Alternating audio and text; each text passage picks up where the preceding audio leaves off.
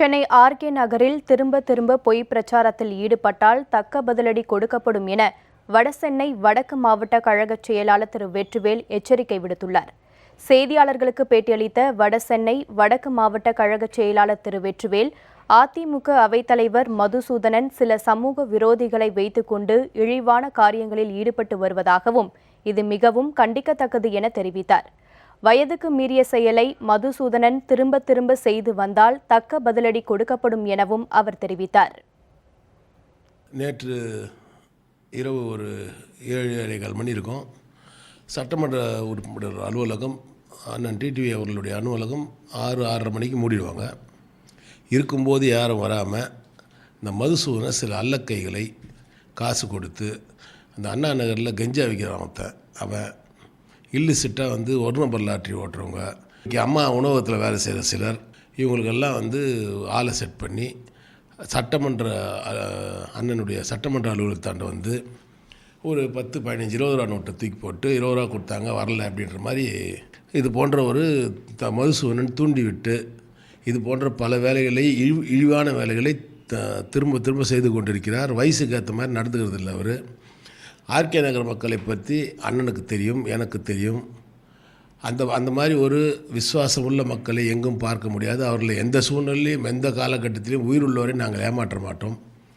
பொய்யான ஒரு குற்றச்சாட்டை மீண்டும் மீண்டும் பரப்புவதன் மூலம் அதை உண்மை ஆக்கிவிடலாம் என்று ஒரு கோயாபல்ஸ் பிரச்சாரத்தை அதிமுக செய்து கொண்டு வருகிறது.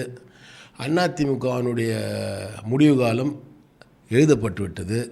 அதற்கு இந்த வருகின்ற தேர்தலிலே சாவுமணி அடித்துவிட்டு இவர்களுக்கு இதுக்கான பதிலை நான் தருகிறேன். தொடர்ந்து இது போன்ற இழிவான செயல்களை மதுசூதனனும் அவருக்கு செருப்பு மாட்டி விடுவர்களும் செய்து கொண்டிருப்பது வயிற்றெரிச்சலை காட்டுகிறது. ஆர்கேனுடைய வெற்றி, ஆர்கே நகர் தொகுதியுடைய வெற்றி 41,000 வாக்கு வித்தியாசத்தில் பெற்ற வெற்றி.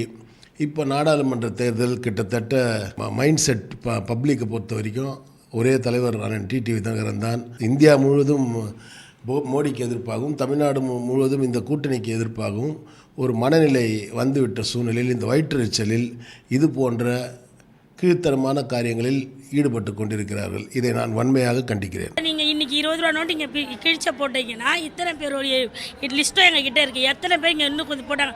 அவங்க அத்தனை பேரும் மதுசூதனன் தான் சொல்லிட்டு இருக்காங்க. அண்ணன் வரும்போதெல்லாம் 20 ரூபா நோட்டு காட்டுறது எதுக்கு காட்டுறது, கல்லால் அடிக்க எதுக்கு? இது நியாயமான இருக்கிறவங்க செய்வாங்க. இந்த ஒரு செயல் இவங்க கீழ்த்தரமான செய்கிற செயல் இல்லை.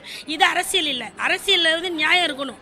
காலையிலேருந்து மாலை வரைக்கும் எங்கள் சட்டமன்ற உறுப்பினர் அலுவலகம் திறந்து தான் இருக்குது. மனு கொடுக்க வரவங்க பகல் நேரத்தில் வரலாம், இருட்டில் வர வேண்டிய அவசியம் கிடையாது.